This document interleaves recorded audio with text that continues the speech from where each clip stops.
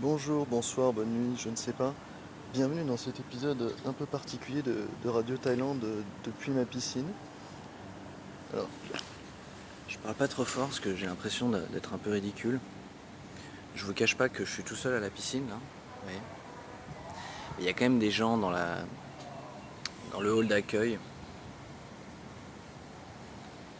Voilà, notamment la femme de ménage là qui me regarde vraiment très très bizarrement. Elle va se dire mais qu'est-ce qu'il fait? Donc pas vraiment de message politique aujourd'hui. Juste un petit aperçu de ma vie quotidienne. Donc c'est un petit peu fouillis, puisqu'il y a à la fois un immeuble de 22 étages, de la verdure. Je sais, il y a répétition visuelle, mais c'est exprès. De l'eau. Et puis un mec qui cause, voilà, donc c'est Radio Thaïlande. Le but aujourd'hui c'était juste de dire que la vie en Thaïlande c'est quand même sympa. Donc encore une fois le fait qu'il fasse chaud toute l'année, même si bien sûr régulièrement mes amis me manquent et la vieille pierre.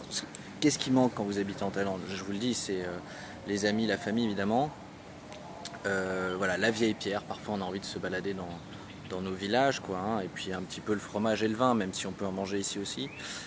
Mais pour le reste, c'est vrai que c'est quand même difficile, je pense, de créer un climat de vie plus apaisé qu'en Thaïlande. Voilà. Alors, on va me dire oui, le coup d'État et compagnie, mais je vous assure que si vous vivez ici, ok, les Thaïs se crêpent le chignon entre eux, ça c'est des batailles de clans à haut niveau, d'accord, faut bien avoir ça en tête.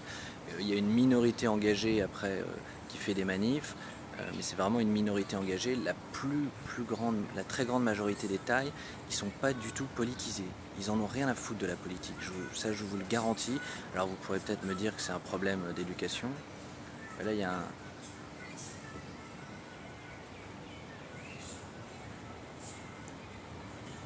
Voilà, je sais pas si vous l'avez vu, il y avait un mec qui passait là. Il marche avec un peu de musique sur son téléphone. Et donc, voilà, est-ce que c'est une mauvaise chose que les Thaïs soient pas politisés? Est-ce que c'est un problème d'éducation? Vous me direz, ils sont pas éduqués, ils sont pas.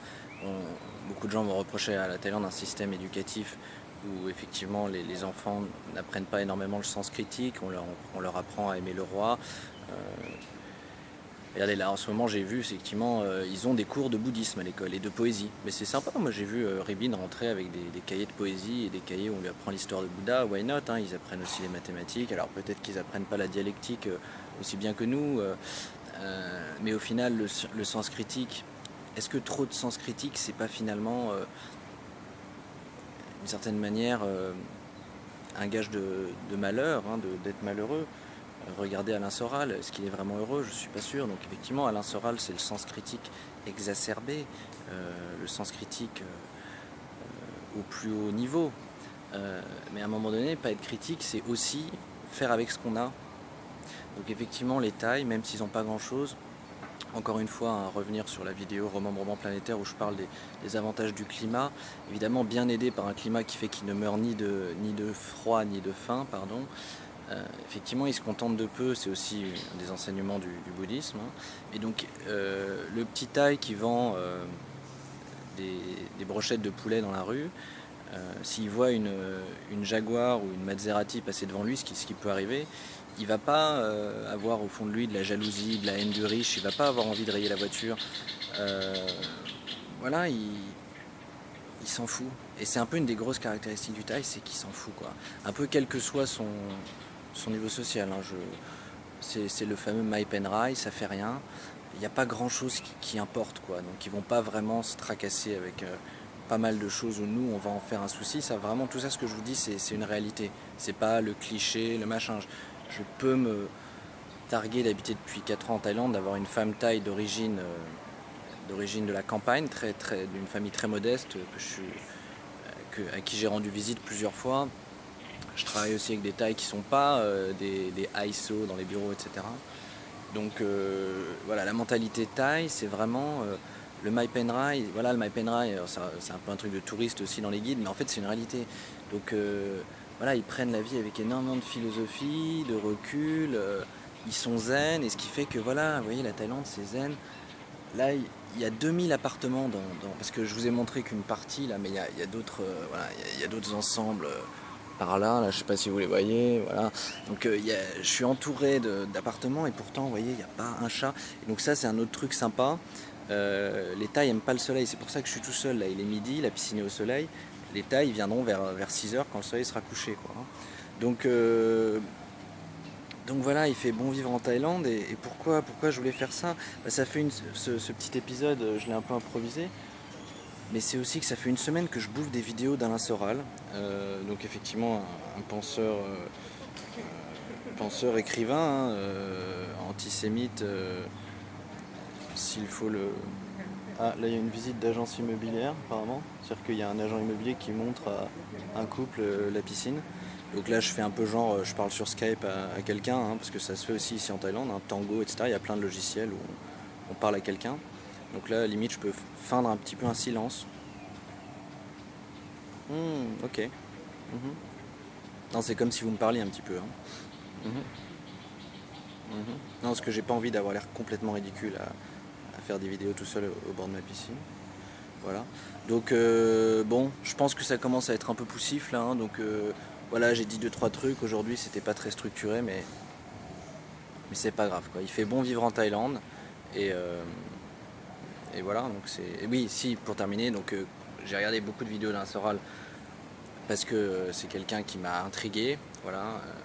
Beaucoup de vidéos au début, pendant pas mal de temps, je me suis dit, bon, il n'est pas si antisémite que ça, parce qu'il faut voir qu'il y a beaucoup de choses qu'il dit qui sont quand même, en tout cas, qui peuvent être considérées comme intéressantes, notamment sur certaines visions, certaines analyses politiques, géopolitiques. Voilà, il a un positionnement assez, finalement, pour moi, communiste, hein, la haine du riche, la haine du bourgeois, la haine de l'élite, ça se défend.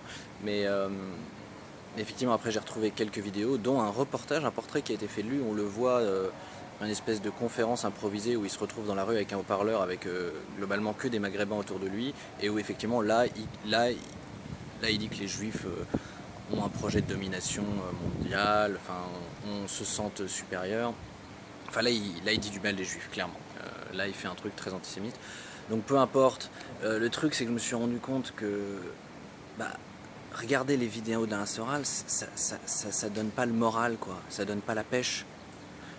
Parfois il est drôle, donc en fait là où Dieudonné est passé un peu du comique au politique, finalement Soral il est presque passé du politique au comique, hein, parce que parfois il me fait rire avec son con du mois, avec certaines analyses, je le trouve, enfin certaines façons de parler, parfois il me fait rire. En revanche, le fond du discours, bah, c'est pas enthousiasmant, ouais, le fond du discours c'est la lutte des classes, c'est la révolution, c'est la haine du riche, donc c'est la haine, c'est au final... alors, il va vous dire que non, lui il va vous dire qu'il est bien sûr anti-violent, humaniste, et que c'est l'élite les plus violents, que c'est l'élite qui font les guerres, que c'est l'élite qui manipule, qui exploite, qui tue. Et au final tout ça, ça amène pas à un climat positif, ça amène pas à l'envie quand même de profiter des petites choses de la vie. Vous voyez, je suis pas millionnaire, je paye 500 € de loyer ici. Je pense que c'est pas... J'ai un rythme de vie, j'y viendrai plus tard, la transparence, etc. Combien je gagne et tout, moi je veux bien tout dire. J'ai pas de tabou là-dessus. Voilà, mais la Thaïlande c'est un bon exemple que c'est possible d'être heureux avec pas grand-chose. C'est possible de... Enfin, vous voyez, là, c'est quand même cool, quoi. Allez, à la prochaine.